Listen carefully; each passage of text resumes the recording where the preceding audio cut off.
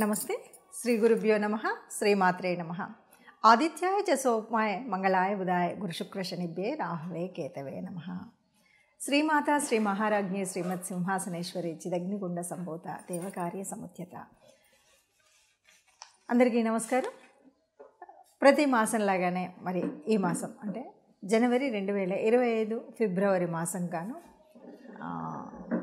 మాస ఫలితాలు ఎలా ఉన్నాయి, ఇందులో ఉద్యోగ, వ్యాపార, వివాహ, విద్య, సంతాన విషయాల్లో ఎవరు ఏ రకమైనటువంటి ఇబ్బందులు ఉన్నాయి, యోగించే గ్రహాలు ఏంటి, యోగించినవి ఏమి అనేటువంటివి తెలుసుకోవడం కోసం చేస్తున్నటువంటి ప్రయత్నంలో ఈ వీడియోలో ఇందులో మనకి ముందుగా ఈ మాసంలో మనం చెప్పుకునేటప్పుడు చాలామందికి అంటే ఎప్పుడు చూస్తున్నటువంటి వింటున్నటువంటి ఒక కామెంట్ కానీ లేకపోతే మా అందరూ అంటున్నటువంటి మాట ఏంటంటే, మీరంతా చెప్తారు కానీ చెప్పిన దాంట్లో మాకు కొంతవరకే కలుస్తుంది అనేటువంటి మాట చాలా వరకు చాలామంది చెప్పారు.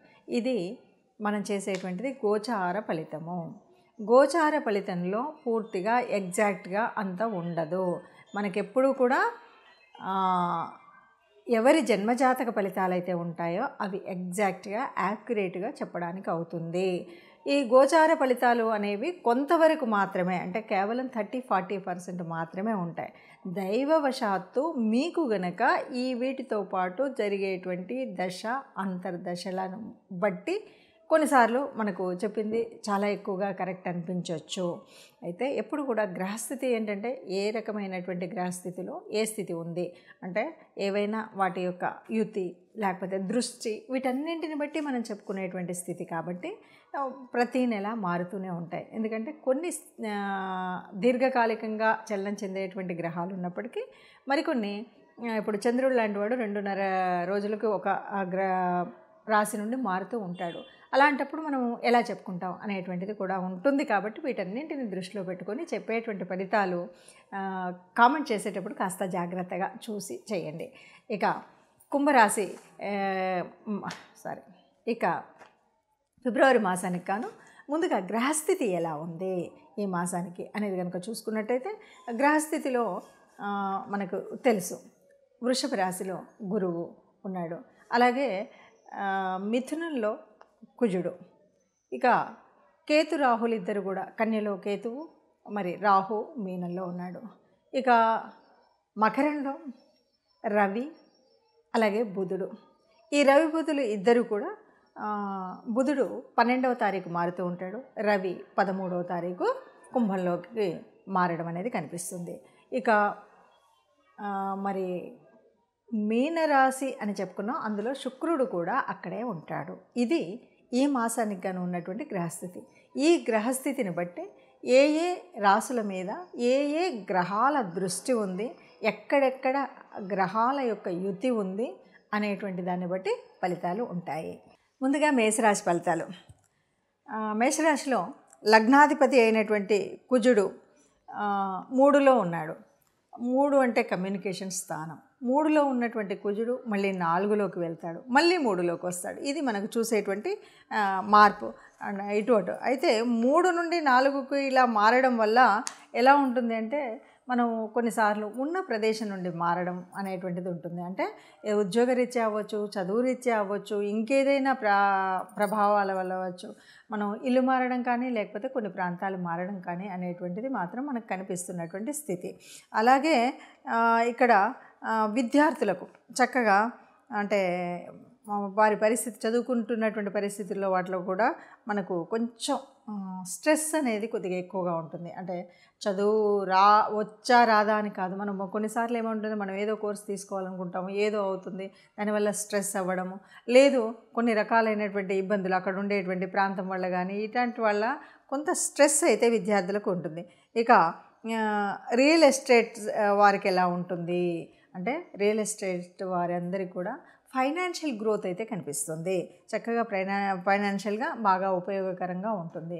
ఇక విదేశీ ధనయోగం అనేటువంటి స్థితి కూడా కనిపిస్తుంది మేషరాశి వారికి. ఇది ఎలా అంటే, చాలా వరకు మనకు తెలియకుండానే ఎక్స్పోర్ట్స్ ఇంపోర్ట్స్ బిజినెస్లో ఏదో రకమైనటువంటి ఇన్వాల్వ్మెంట్ ఉండడం, లేదు అవేవి కాదు నాకు అట్లాంటివి ఏవీ లేదు, నేను మామూలుగా ఉన్నాను, చిన్న యూట్యూబర్ని అన్నాను అనుకోండి, యూట్యూబ్ ద్వారా కూడా మీకు అమౌంట్ రావచ్చు. అంటే విదేశీ అమౌంట్ మనకు వచ్చేటువంటి అవకాశం అయితే ఉంది.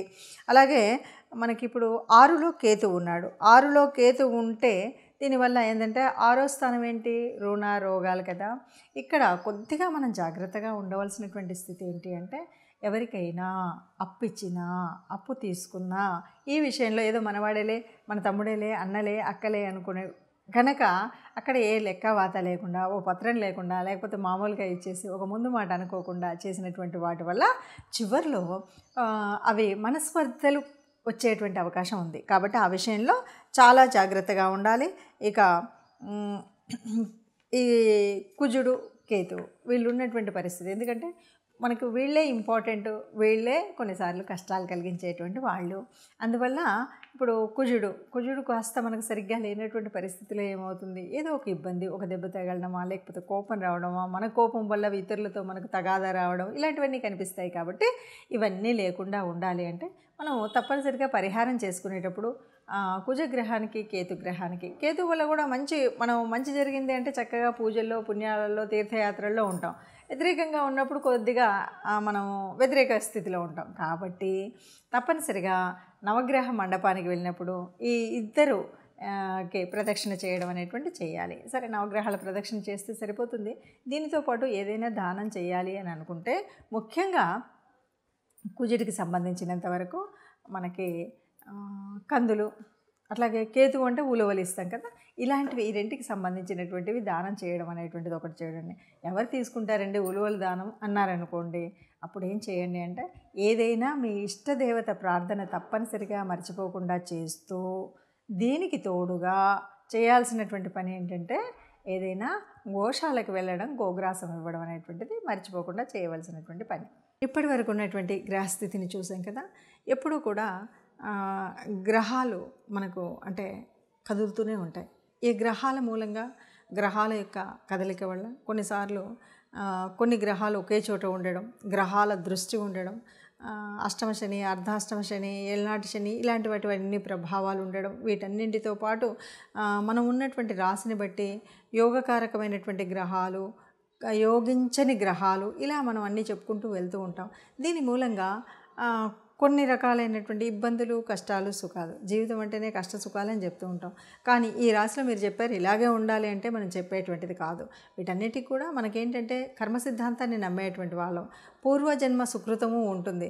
దీనివల్ల మనకేంటంటే మనం పుట్టినప్పుడే మన యొక్క జాతకంలో, జన్మ కుండలిలో కొన్ని గ్రహాలు చక్కగా ఏ ఏ స్థానాల్లో ఉండాలో అక్కడ ఉంటాయి. అయితే ఇలా ఉన్నప్పటికీ కూడా మారుతున్నటువంటి ఈ గ్రహాల యొక్క స్థితిగతులను బట్టి కొన్ని మార్పులు జీవితంలో ఏ నెలకన్నా, ఏ వారానికి ఆ వారం చూసుకుంటూ వస్తూ ఉంటాం. ఇలా ఉన్నప్పుడు ఎలా ఉన్నప్పటికీ కూడా మనకు మంచి జరగాలి అనేటువంటిది కదా మన యొక్క ఆశ. అందువల్ల మనందరం మంచిగా ఉండాలి అనడం కోసమే ముందు జాగ్రత్తగా ఈ విషయాలు తెలుసుకుంటాం. ఏదైనా దీనివల్ల కొద్దిగా కీడుంది, దీనివల్ల ఇలాంటి జాగ్రత్తలు తీసుకోండి అని ఏవైతే చెప్తున్నామో వాటిని తూచా తప్పకుండా పాటించినట్టయితే బాగుంటుంది. ఇది కాదు ఎగ్జాక్ట్గా నా జీవితకాలం యొక్క తెలుసుకోవాలి అంటే జన్మకుండలి తప్పనిసరిగా వేయించుకోవాలి. మీకు తెలిసిన మీ దగ్గరలో ఉన్నటువంటి ఎవరైనా జ్యోతిష్యుల దగ్గరికి వెళ్ళి పూర్తి జన్మకుండలిని వేయించుకొని పూర్తిగా దానికి సంబంధించిన విషయాల్లో మీరు తెలుసుకోవడం అనేటువంటిది మంచిది. అలా కాకుండా ఇలా కేవలము గ్రహస్థితిని బట్టి మారుతున్నటువంటి వాటిలో అంటే ఈ కోటాను కోట్ల మందిలో ఒక 30% వరకే మనకు దీని యొక్క రిజల్ట్ మనం చెప్తున్నట్టుగా ఉంటుంది. కాబట్టి అందరూ మంచిగా ఉండాలన్నదే ఆశ. ఆ మంచిగా ఉన్న వాళ్ళలో మనము ఉండాలి అన్నదే మన కోరిక. అందరూ హాయిగా, ఆనందంగా, సుఖంగా ఉండాలి. సర్వే జనా సుఖినో భవంతు. నమస్తే.